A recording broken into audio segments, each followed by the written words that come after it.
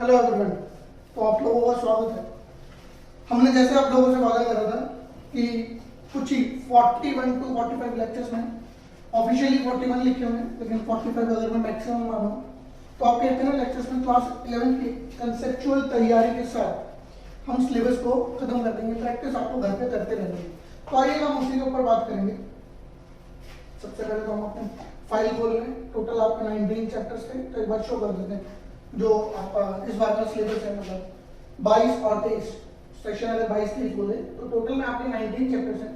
सबसे पहले ऊपर के थ्योरी वाले चैप्टर से हम स्टार्ट नहीं करेंगे, थ्योरी हम बाद में करते रहेंगे। पहले हम स्टार्ट करते हैं अपना चैप्टर नंबर 6 जिसका नाम है आपका rules of debit and credit. तो हम इस चैप्टर से स्टार्ट करेंगे, देन अपना जर्नल पे मूव करेंगे, जर्नल के बाद लेक्चर पे मूव करेंगे। आपको यहाँ पे नंबर ऑफ लेक्चर्स या नंबर ऑफ क्लासेस बोल लीजिए, साथ साथ देखती रहेंगी टोटल कितनी क्लासेस लगेंगी।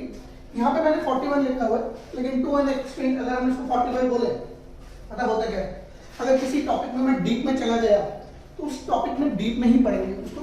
मतलब ऐसा नहीं बोलेंगे कि हमने इतनी क्लास बोली थी तो इतने में खत्म हो जाना चाहिए, तो आपको उसमें थोड़ी अच्छी नॉलेज मिल जाएगी। तो 45 मैक्सिमम लेके चलेंगे, बाकी 41 तो है ही है, इससे कम नहीं होंगी, इससे कम नहीं होंगी 41 से। चलिए बात करते हैं। आज हमारा जो पहला चैप्टर स्टार्ट होने जा रहा है उसका नाम है rules of debit and credit. बहुत ही प्यारा चैप्टर है। ऐसा कह लीजिए जो हम जर्नल एंट्री स्टार्ट करते हैं इन्हीं रूल्स के बेस पे हम ये जर्नल एंट्रीज को स्टार्ट करते हैं। अब जो आपकी जर्नल एंट्रीज होती है ना, मुझे एलआईसी का एक दो एलआईसी अपना डायलॉग बोलती थी जब वो भी अपना ऐड करती थी, उसको मार्केटिंग के ऐड बोलते हैं। तो मैं इस चैप्टर के मार्केटिंग के ऐड के लिए उस चैप्टर को उस डायलॉग को यूज करता हूँ जो एलआईसी यूज करती थी। एग्जैक्टली तो वो नहीं होता, लेकिन वैसे ही है। एलआईसी क्या करती थी, जिंदगी के साथ भी जिंदगी की बात भी। ये चैप्टर में आपका rules of debit and credit, ये चैप्टर नंबर 6 जो क्लास 11th में पढ़ने जा रहे हैं। इसके लिए हम बोलेंगे 11th के साथ भी 11th के बाद भी। हाँ जी, मैंने क्या बोला फिर से सुनिएगा, 11th के साथ भी 11th के बाद भी। तो एक बार 11th में इस चैप्टर को ढंग से कर लीजिए, देन आपको आगे भी दिक्कत नहीं आएगी, क्योंकि ये सिर्फ ऐसे चैप्टर नहीं है जो क्लास 11th के अंदर आप इसको पढ़ें और खत्म हो जाए। नहीं, ये चैप्टर आगे कंटिन्यू रहेगा। 12th में भी इसकी यूजेज रहेगी। 12th के बाद अगर आप कुछ भी करते हो, सीए, सीएमए, सीएस, उसके अंदर भी उसकी यूजेज रहेगी। अच्छा, बीकॉम भी करते हो तो उसके अंदर भी उसकी यूजेज रहेगी। तो वो चैप्टर 11th में तो हमने पढ़ना ही है और उसकी यूजेज 11th के बाद भी करनी है। इसलिए मैंने बोला 11th के साथ भी 11th के बाद। सर तो क्या मतलब हम ये चैप्टर नहीं करेंगे तो क्या हमें जर्नल एंट्री नहीं आएगी? नहीं, ऐसा नहीं है। अगर हम ये चैप्टर नहीं करेंगे जर्नल एंट्री तो हम कर लेंगे। तो जर्नल एंट्री जो हमारी पोस्ट करते हैं ट्रांजैक्शन को देखते वो एंट्री हम कर लेंगे, बहुत बढ़िया। लेकिन मन में डर भरना रहेगा, यार गलत तो नहीं है। देखिए रूल्स ना हर चीज के होते हैं, ऐसा नहीं है रूल्स जो सिर्फ आपको यहीं पे मिलेंगे अकाउंट्स के अंदर, और भी जगहों पे रूल होते हैं। सर एग्जांपल दे तो मैं आपको बेटा दोस्तों, मैं तुम्हें अच्छे से समझाना चाहूंगा। याद करिए, आप कोई ना कोई हाउस यूनिफॉर्म पर्टिकुलर डे पे आपके स्कूल ने बोला होगा बेटा पहन के आनी है। कैसे सर, कैसे कह सकते हैं, मैं आपको बताता हूँ। याद करिए, Friday, Wednesday, Tuesday, may be Saturday, कोई भी डे हो सकता है जहां पे आप कोई ना कोई कलरफुल यूनिफॉर्म स्कूल में पहन के जाते हो सकता है वो रेड हो, ग्रीन हो, ब्लू हो या येलो, रेगुलर यूनिफॉर्म से हट के। अच्छा, सेम डे आपको कोई डे ऐसा भी रहा होगा जब आप रेगुलर यूनिफॉर्म में चले गए होंगे, जब आपको हाउस यूनिफॉर्म पहन के जानी हो। तो भाई स्कूल में ऐसा नहीं कि एंट्री नहीं कर सकते, स्कूल में तो आप एंट्री कर चुके हो, मतलब स्कूल जा चुके हो, लेकिन मन में एक डर बना रहता है यार अगर किसी टीचर ने देख लिया ना बहुत डांटेंगे। और ये डर आपको यहाँ पे भी मिलेगा। कैसे मिलेगा सर ये डर? आप एंट्री तो कर दोगे लेकिन मन में बना रहेगा यार एग्जाम के अंदर एंट्री गलत हो जाए।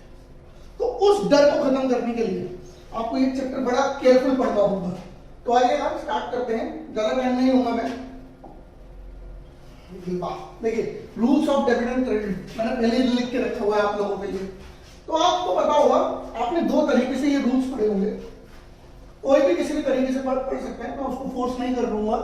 पर्टिकुलर आपको यही तरीके को फॉलो करने का, आप कोई भी मेथड यूज कर सकते हो, लेकिन मैं बीच में और का यूज करूंगा। आइदर ए और either B, doesn't matter to me. Sir आपको मैटर नहीं करता, स्कूल में मैटर नहीं करता, भाई स्कूल में मैटर नहीं करता। आपको जनरल एंट्री सही करनी, रूल बताना चाहिए आपको।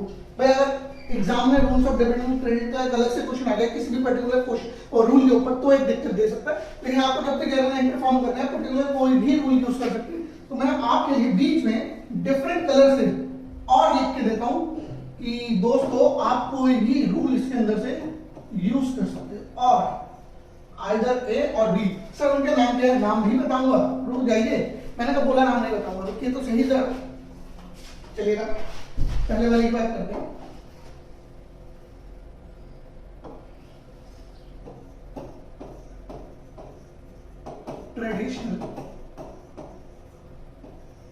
ट्रेडिशनल अप्रोच, और इधर सेकंड मॉडर्न अप्रोच। ये मॉडर्न हम लोगों के लिए बने, हम फोन जब स्मार्ट यूज करते हैं तो हमारी अप्रोच भी मॉडर्न ही होनी चाहिए, मोस्टली सिंपल रहती है।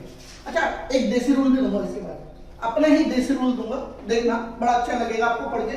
मैं क्लास को थोड़ा फास्ट चलाने वाला हूँ, ऐसे मैं ये एज्यूम करके बैठूंगा आप थोड़ी बहुत बेसिक नॉलेज लेके बैठे हो। भाई दिसंबर तक आ चुका है, हम क्लास 11 के अंदर थोड़ी बहुत स्कूल से हमने नॉलेज ले ली होगी, स्कूल से नहीं ली तो कहीं प्राइवेट ट्यूशन से तो ले ली होगी, फिर हमारे पास यूट्यूब तो है जिसपे हम पढ़ रहे हैं। ट्रेडिशनल अप्रोच अपने आप को दो पार्ट्स में डिवाइड करती है, बस पार्ट सुनते हैं आपको मजा आता है। सर क्या बात करती है, हमने तो 3 पढ़े थे। अरे सुनिए तो सही, बाद में 3 हो जाएंगे, अभी 2 हैं, एक पर्सनल और एक इम्पर्सनल। अब इम्पर्सनल आपका फिर 2 पार्ट्स में डिवाइड होता है, एक रियल और एक नॉमिनल।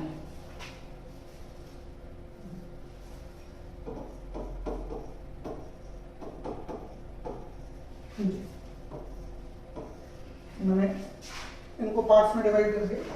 अब आपने जो 3 पार्ट्स पढ़े हैं मैं आपको हाईलाइट करके दिखा देगा, 1, 2 एंड 3। आपको ये पढ़ाया गया है, मे भी किसी को ना पता हो, रियल सॉरी पर्सनल और इम्पर्सनल। आगे इम्पर्सनल 2 पार्ट्स में डिवाइड होता है, दैट्स रियल एंड नॉमिनल। इन सब के बारे में पहले खुल के बात करेंगे।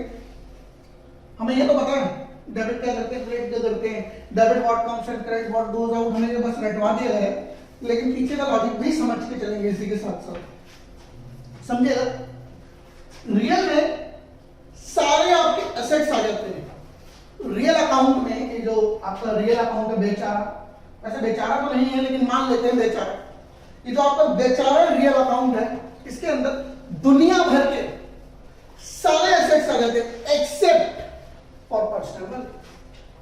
अब पर्सनल वालों का मतलब है जो आपके डेटर्स होते हैं, इनके ऊपर मैं बात करना चाहूंगा। डेटर्स हमें सबको पता है कौन होते हैं, जिनसे हमें पैसा लेना होता है उन्हें हम डेटर्स कहते हैं। अब रियल के अंदर मैंने जो दुनिया भर के एसेट्स कहे, आप लैंड फर्नीचर कुछ भी बोल लीजिए, लेकिन मैं इसको भी आगे 2 वर्ड्स में बाइफरकेट करना चाहूंगा। कैसे, सुनिएगा। आप लैंड फर्नीचर मशीनरी बिल्डिंग सब डाल देते हो, लेकिन एक बात ध्यान में रखना, बच्चे कंफ्यूज हो जाते हैं। मैं इसको बोलना चाहूंगा टेंजिबल और इनटेंजिबल, मैं तो नहीं करता, बस पर्सनल नहीं होना चाहिए। मैंने फिर से सुनना, दुनिया भर के सारे एसेट्स रियल में, बस पर्सनल नहीं होना चाहिए। और अगर बाइफरकेशन देनी है तो उसको बोल देना वेदर इट्स टेंजिबल और इनटेंजिबल बट एक्सेप्ट फॉर कौन से वाले, पर्सनल वाले, क्योंकि पर्सनल वाले कहां जाएंगे, पर्सनल वाले आएंगे इसके अंदर। सर इसका मतलब पर्सनल में लायबिलिटीज नहीं आती, नहीं, पर्सनल में लायबिलिटीज भी आती हैं, ऐसी बात नहीं कि पर्सनल वाले में लायबिलिटीज नहीं आती। चलिएगा, अब नॉमिनल की बात कर लेते हैं। नॉमिनल में क्या जाता है, पर्सनल तो हमें पता है क्या ही जाता है, लेकिन हम नॉमिनल की पहले बात कर लेते हैं। नॉमिनल में फिर आप लोगों की 3 चीजें जाती हैं।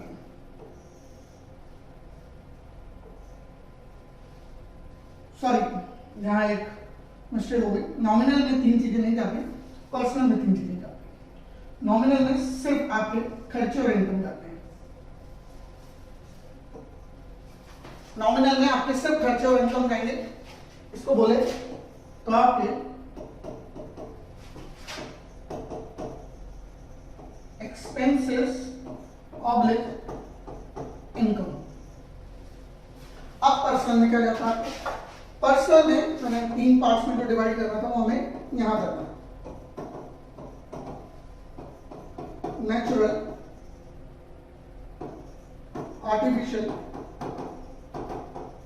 और रिप्रेजेंटेटिव, स्पेस नहीं है तो मैं इसको रेप्ली लिख के छोड़ देता हूँ, रेप्री को हम बोलेंगे रिप्रेजेंटेटिव।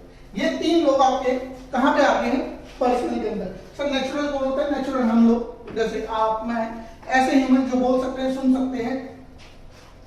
अब आर्टिफिशियल कौन होता है, आर्टिफिशियल गॉड के बनाए हुए नहीं होते, नेचुरल भगवान बनाता है, जैसे हम लोग कहते हैं ना भगवान के देने, बस समझ लीजिए। तो आर्टिफिशियल को हम बनाते हैं, आर्टिफिशियल मैनमेड होते हैं। कैसे सर, एग्जांपल दीजिए। कंपनी, भाई कंपनी आप लोगों ने 11th की बीएससी पढ़ी होगी।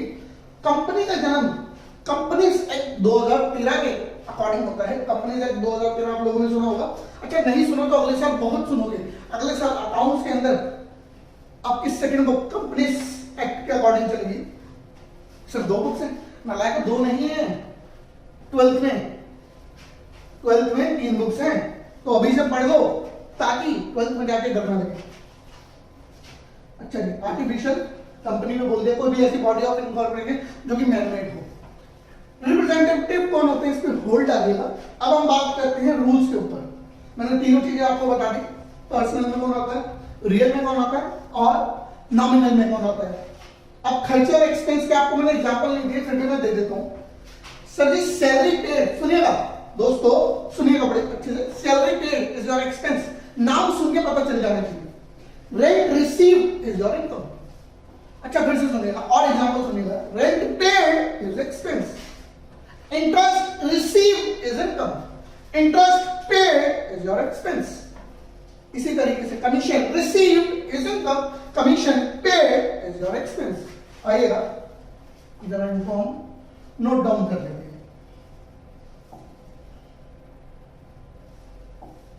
अच्छा इसकी मूवमेंट नहीं हो सकती तो यहीं पे हमें एडजस्टमेंट करनी पड़ेगी।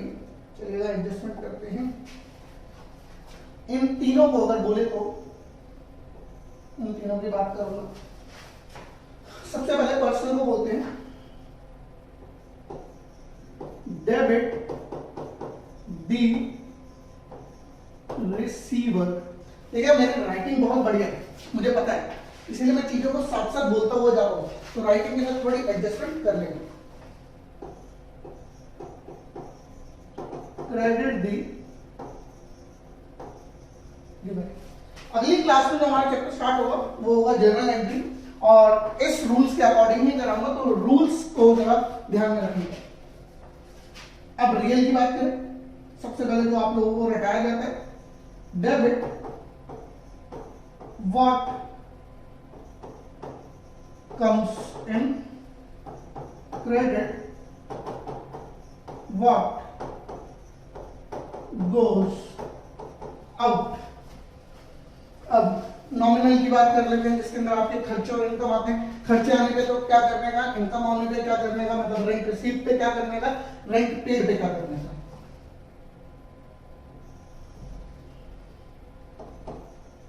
डेबिट ऑल एक्सपेंसेस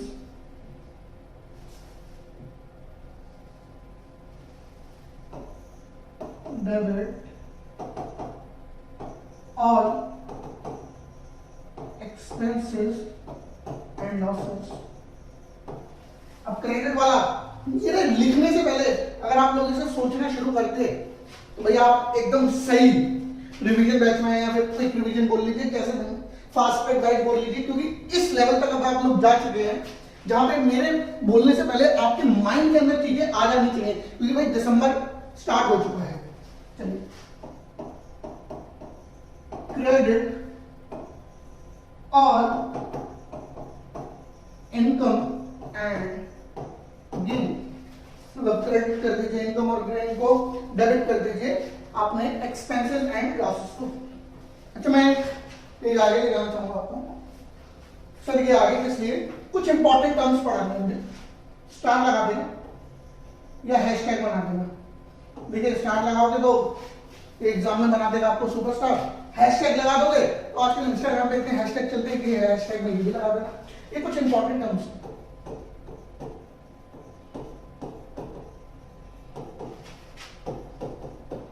सर ये क्या इंपॉर्टेंट टर्म्स है और ये हम क्यों कर रहे हैं, आपको बताता हूँ ये हम क्यों कर रहे हैं।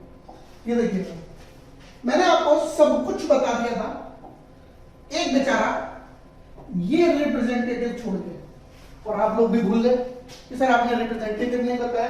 मैं नहीं भूला था, मैं आप लोगों को ये बताना चाहता हूँ, इसीलिए मैं आपको वहां इंपॉर्टेंट टर्म्स में लेके गया हूं।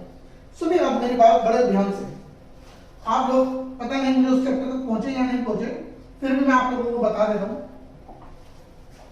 जब हम जर्नल बनाते हैं, सबसे पहले हम लोग अपनी जर्नल बनाते हैं, देखिएगा जर्नल या आप सब्सिडरी बुक्स बोल सकते हो।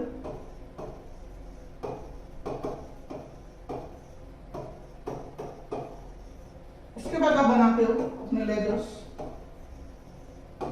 देन अपना आप बनाते हो ट्रायल बैलेंस,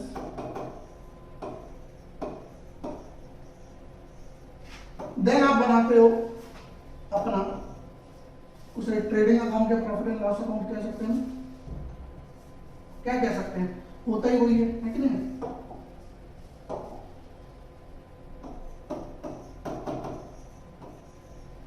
नेक्स्ट आप आ रहे हो ट्रेडिंग एंड पीएनएल लिख देते हैं, प्रॉफिट एंड लॉस अकाउंट को। नेक्स्ट लास्ट में आप बनाते हो बैलेंस शीट। आपको बैलेंस शीट तक जाना होता है। अब बड़ी बात ध्यान से सुनना, होता क्या है सर, जो भी आपकी मतलब बैलेंस शीट के अंदर जो भी आप चीजें डालते हो उसके अंदर बड़ी गेम होती है। गेम सुनना, ये बैलेंस शीट में जो चीजें जाती हैं उनका नाम क्या है। नाम छोड़िए, अकाउंट सुन लीजिए, उनका अकाउंट कौन सा होता है।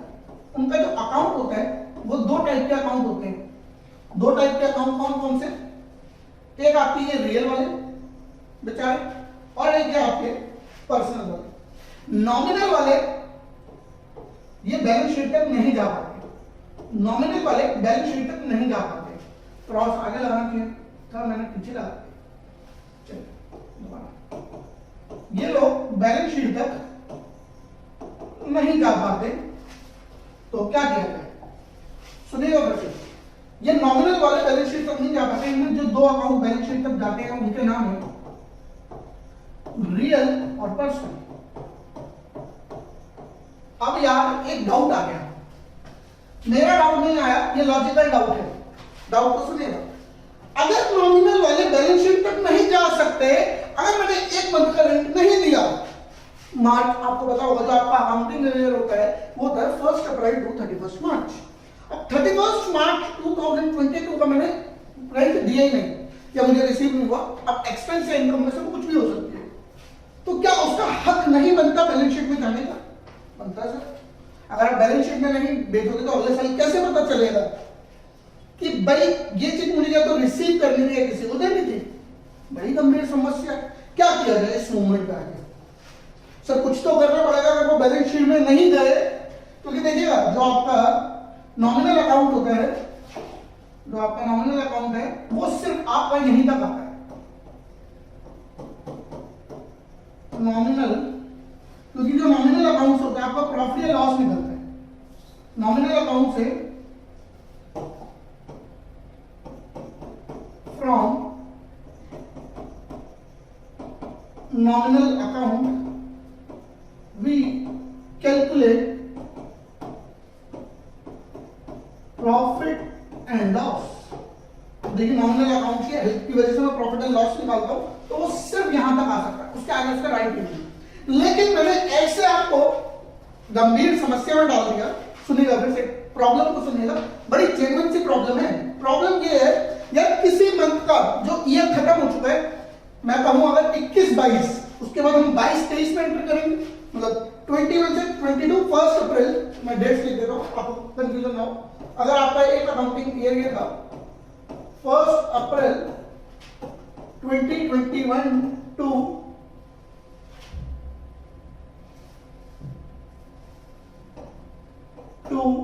31 मार्च 2022। अब आप नेक्स्ट ईयर में एंटर करने वाले हैं। अब नेक्स्ट ईयर आपका कौन सा होगा? नेक्स्ट ईयर हमारा होगा, देखिए नेक्स्ट ईयर मेरा होने वाला 1 अप्रैल 2022 टू 31 मार्च 2023। अब आप इस ईयर से बोले तो इस ईयर से आप इस ईयर की ओर जाने वाले हो। अब मैं इस ईयर से इस ईयर की ओर जा तो रहा हूं, लेकिन कुछ खर्चे मैंने दिए नहीं, कुछ इनकम मुझे मिली नहीं। अगर मैं बैलेंस शीट में ना ले जाऊं तो क्या ही करूं उसका, यार जनरल प्रॉफिट और लॉस तो दिखा नहीं पाऊंगा। तो अगर वो बैलेंस शीट पर नहीं गए, बड़ी गंभीर समस्या है। तो सर एक मूवी आई थी, सुनिएगा दोस्तों, एक मूवी आई थी, वो मूवी आप लोगों ने बड़े अच्छे से देखी होगी, मुझे पता है। हमारा काम ही क्या है, हमने बचपन में मूवीज देखी और कुछ भी नहीं करा। शाहरुख खान की मूवी थी, सर क्या बात करते हैं, नहीं देखी तो फिर भी देख लेना। उसमें एक गाना था, गाना सुनिएगा बड़े आराम से। नए पैकेट में बेचे हम चीज पुरानी, पैकेट बना दूंगा नया, चीज होगी पुरानी। और उसी के लिए इंपॉर्टेंट टर्म्स लिखवाने जा रहा हूं मैं आप लोगों को। नए पैकेट में बेचे हम चीज पुरानी। चलिए पीछे चलते हैं हम लोग।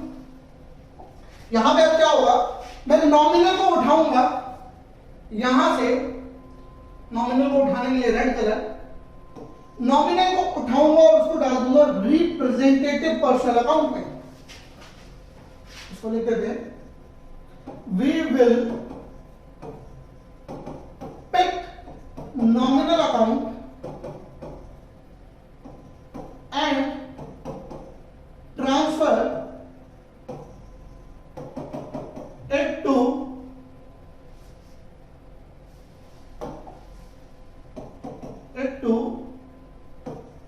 representative personal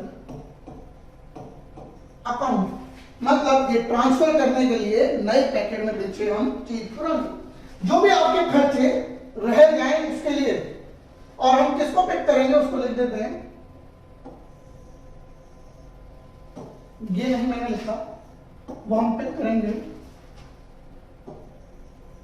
left at the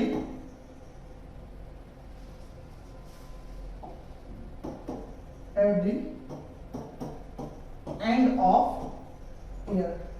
तो ये मेरे साथ साथ लिखते हुए चले जाना, नहीं लिखोगे तो लास्ट में आप लोग स्क्रीनशॉट ले लेना, जैसे भी आपको अच्छा लगे। और मैं कोशिश करूंगा कि मैं इसकी पीडीएफ आपको बना के वो टेलीग्राम ग्रुप पे डालता हूं, तो आपको नीचे डिस्क्रिप्शन की लिस्ट में मिल जाएगा, मतलब डिस्क्रिप्शन के अंदर डालते हैं टेलीग्राम से। तो कोशिश करूंगा वहां पर आपको ये नोट्स अवेलेबल हो जाए। तो चलिए पहले इंपॉर्टेंट टर्म्स शुरू करते हैं। सर आपने इंपॉर्टेंट टर्म्स लिखवाए नहीं, उसके ऊपर इतनी बातें कर दी, तो चलिए पहले इंपॉर्टेंट टर्म्स शुरू करते हैं। पहले इंपॉर्टेंट टर्म्स बोले तो एक्यूड, दूसरी इंपॉर्टेंट टर्म बोले तो अनपेड,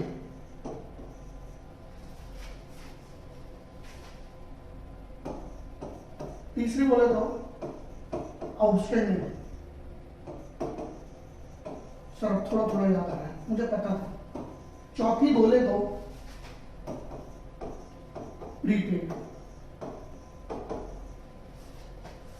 फिर यहां पे अनपेड नहीं, अनअर्न्ड आएगा, भावनाओं में अनपेड आ गई। अब चलेगा, पहले तो चारों की डेफिनेशन पे बात कर लेते हैं, देन किसको कैसे कन्वर्ट करते हैं इसके ऊपर बात करेंगे। डेफिनेशन हम लिखते हैं रेड से, डिफरेंट कलर है तो हम इसका यूज करेंगे स्मार्ट बोर्ड का। बिल्कुल आप लोगों को भी मजा आना चाहिए, 3-4 पेन आप भी लेके बैठ जाना, जिस तरीके से लड़कियां लेके बैठती है, अब लड़कों को भी लेके बैठने पड़ेंगे ऐसे। चलिए जी, क्यों इसको बोलेंगे due but not received. Unearned को बोलेंगे received in advance. Sir example नहीं दोगे क्या? अरे दूंगा यार, डेफिनेशन तो देखो इसको, रिसीव्ड इन एडवांस। आउटस्टैंडिंग को बोलेंगे ड्यू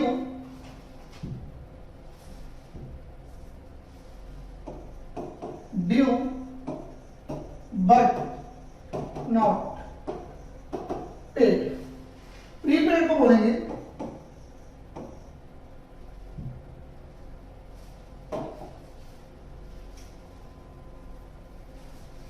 पेड इन एडवांस। देखिएगा कुछ भी छोड़ने का नहीं वीडियो लेक्चर में, स्किप मत करना है, वो डबल टैप करके हम वीडियो को आगे कर देते हैं ना, वो मत करना।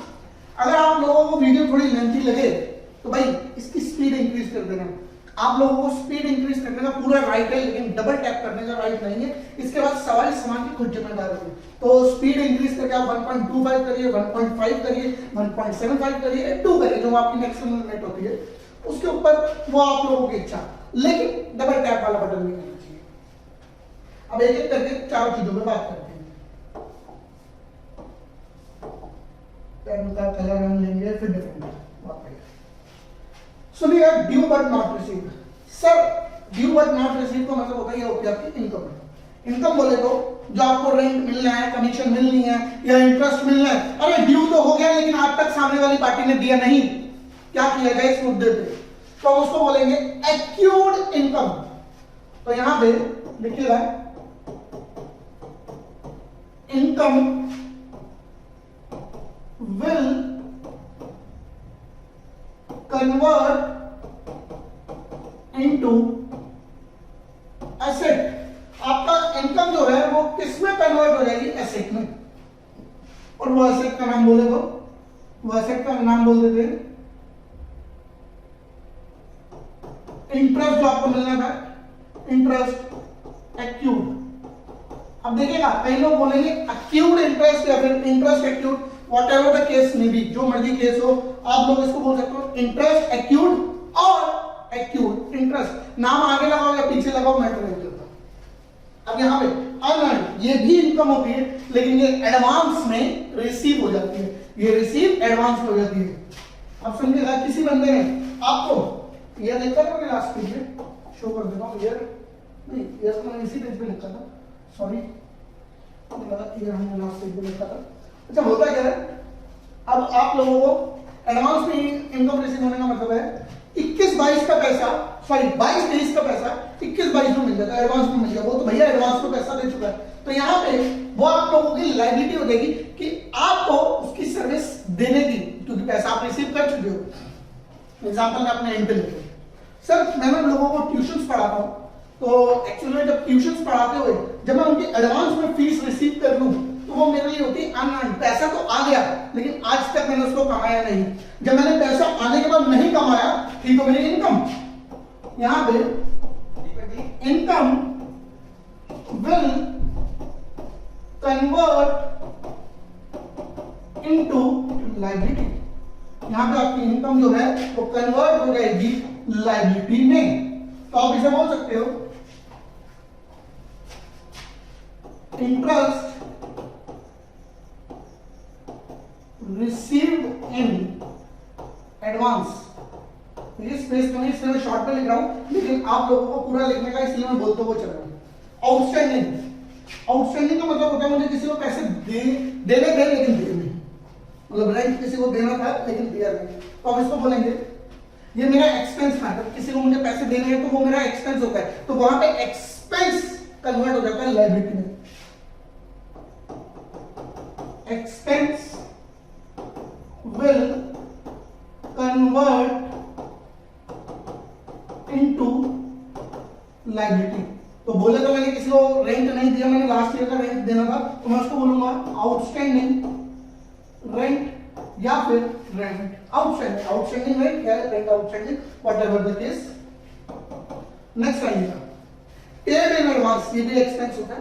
मैंने अगले साल का रेंट जो मेरा 22-23 का था, मैंने 21-22 में अपने लैंडलॉर्ड को एडवांस में दे दिया। भाई एडवांस में दे दिया, क्या था? एक्सपेंस। यहां पे expense will convert into asset. Expense will convert into asset. ठीक है जी। यहां पे मैंने आपके इंपॉर्टेंट टर्म्स खत्म कर दी। इसका एग्जांपल रह गया, लिख देते हैं प्रीपेड रेंट। मतलब जो आप लोग प्रीपेड अपने फोन के रिचार्ज करते हो, वो आप लोगों के लिए एसेट होता है। चले प्रीवियस पेज पर चलिए। यहां पे आप लोगों का मैं इसको थोड़ा सा रब करने जा रहा हूं। रब करके बिना चल जाएगा? नहीं चलेगा सर, थोड़ा सा रब कर रहा हूं।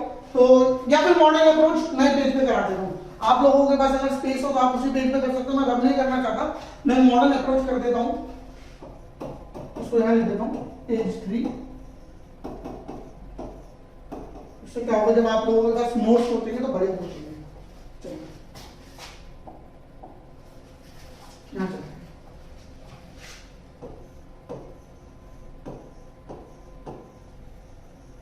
Modern approach.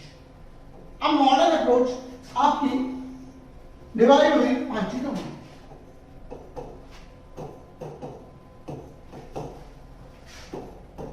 सर वो 3 थी, ये 5 है, कोई बात नहीं, सुन तो लीजिए, फिर क्या पता ये इजी लगे। एक्चुअल में अगर मैं कंपैरिजन करूं तो बच्चों को ट्रेडिशनल से ज्यादा मॉडर्न अच्छी लगती है। यार स्मार्टफोन यूज करने वाला बच्चा ट्रेडिशनल चीजें क्यों यूज करेगा, वो मॉडर्न यूज करते हैं। तो एक बार तो सुनने में लगता है वो 5 चीजें आ गई, लेकिन जब आप उसको करने बैठोगे तो वो और डीज हो जाती है। सबसे पहले मैं बोलूं आपका एसेट,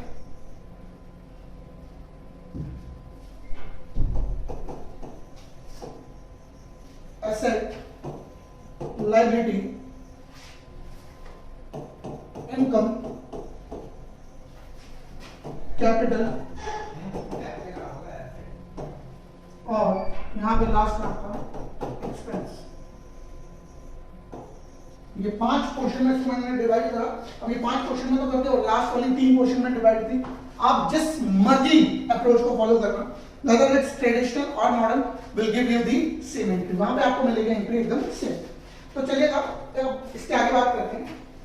ये जो आपकी मॉडर्न अप्रोच है या फिर ट्रेडिशनल, सबसे पहले मॉडर्न अप्रोच के अंदर सुनिए सर, ये नेचर को बात करती है। नेचर, और नेचर पे अपोजिट हम बोलेंगे डी नेचर, या इसको आप बोल सकते हो नेचर की वजह से चीजें होती है इंक्रीज, और डी नेचर की वजह से चीजें होती है डिक्रीज।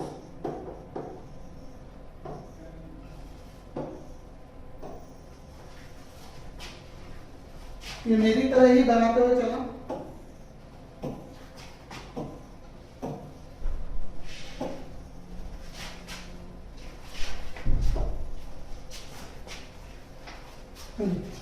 नेचर में अगर मैं बोलूं एसेट्स, एसेट्स का नेचर होता है, एसेट्स इंक्रीज कब होता है, जब भी आपने लेजर्स बनाए होंगे तो आपने देखा होगा एसेट्स जब भी इंक्रीज होता है वो डेबिट होता है। वैसे अकाउंट्स ना दुनिया का सबसे इजी सब्जेक्ट है, आप लोग मानो या ना। अकाउंट्स में दुनिया में 2 ही चीजें होती है, तीसरी चीज है ही नहीं, एक डेबिट और एक क्रेडिट। अगर आप कोई भी एक चीज पकड़ लो तो दूसरी तो आप ऑटोमेटिकली कर ही देंगे। तो एसेट्स जब भी इंक्रीज होता है वो होता है डेबिट, डिक्रीज होने पे हम करेंगे क्रेडिट। नेक्स्ट आइएगा, लायबिलिटी जब भी इंक्रीज होती है वो होती है क्रेडिट, और लायबिलिटी जब भी डिक्रीज होती है वो होती है डेबिट। इनकम जब भी इंक्रीज होती है वो होती है क्रेडिट, और जब भी डिक्रीज होती है ये होती है डेबिट। अब मुझे इतना तो मैं एज्यूम कर सकता हूं आप लोगों को पता होना चाहिए एसेट्स क्या होती है, लायबिलिटी क्या होती है, इनकम क्या होती है, कैपिटल क्या होता है और एक्सपेंस क्या होता है। इतना तो आप लोगों को एजम्पशन में लेके चल रहा हूं, पता ही है। अगर नहीं पता तो बस क्या करने का, कमेंट कर देने का, आपको बता दिया जाएगा एक्चुअली अंदर वो चीजें है। कैपिटल इंक्रीज होने पे होगी क्रेडिट, और कैपिटल डिक्रीज होने पे होगी डेबिट। एक्सपेंस इंक्रीज होने पे होगा डेबिट, और एक्सपेंस डिक्रीज होने पे होगा। देखिएगा इसको याद करना बहुत आसान है। 3 ही चीजें वो कहते हैं क्रेडिट होंगी नेचर के आइटम में, नेचर में अगर मैं बोलूं या नेचर की बात करूं, और 2 ही चीजें बोलते हैं वो डेबिट होंगी। अगर तब भी याद ना हो तब मेरे पास एक देसी रूल है, बाकी आप अपोजिट तो कर ही दोगे डी नेचर करते हुए। आइएगा मैं आप लोगों को देसी रूल के ऊपर लेके चलता हूं। देसी, मेरा देसी रूल क्या कहता है सुनिएगा, दुनिया में 2 ही चीजें डेबिट होती हैं, और दुनिया में देसी रूल ब्रैकेट में लिख दूं for nature only, for nature only, क्योंकि अपोजिट आइटम तो हम पकड़ ही लेंगे। अगर हमें अकाउंट्स के अंदर कोई एक आइटम पता चल जाए तो दूसरी तो हमें वैसे ही पता होगी दूसरी क्या बोलने वाली है। दुनिया में 2 ही चीजें डेबिट होती है और दुनिया में 2 ही चीजें क्रेडिट होती है। तो क्या बात कर दी, अभी तो आपने लास्ट पेज के ऊपर बोला था दुनिया में 3 चीजें क्रेडिट हो रही है, लायबिलिटी, इनकम और कैपिटल। और अब आप कैसे कह सकते हो कि दुनिया के अंदर आपकी जो आइटम 2 ही क्रेडिट होती है और नेचर ओनली। सुन तो लीजिएगा, चलिए डेबिट वाला तो क्लियर है आपको। नेचर में जो 2 डेबिट होते हैं, एक एसेट और एक क्रेडिट वाले पर बात करूं, दुनिया में जो दो चीजें क्रेडिट होती हैं, एक लायबिलिटी और एक इनकम। सर क्या बात कर दिया आपने, कैपिटल खा गया, कैपिटल मतलब डालोगे नहीं, मजाक कर रहे? नहीं नहीं सर, सुनिएगा, कैपिटल तो नहीं आया, लायबिलिटी भी लगाइएगा स्टार, कि आपको एग्जाम तक बनाएगा सुपरस्टार। चलिएगा, लायबिलिटी को मैं अलग से बताता हूँ। सर आपने बेसिक अकाउंटिंग टर्म मैं समझता हूँ पढ़ लिया होगा, चैप्टर नंबर 2।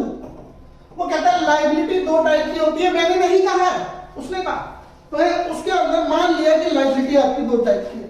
सर कौन कौन सी लायबिलिटी दो टाइप की? वही करंट नॉन करंट ना वो होती है, लेकिन वो कहां होती है वो भी मैं आपको बताता हूं। लायबिलिटी जो दो टाइप की होती है, होती है इंटरनल और एक होती है एक्सटर्नल।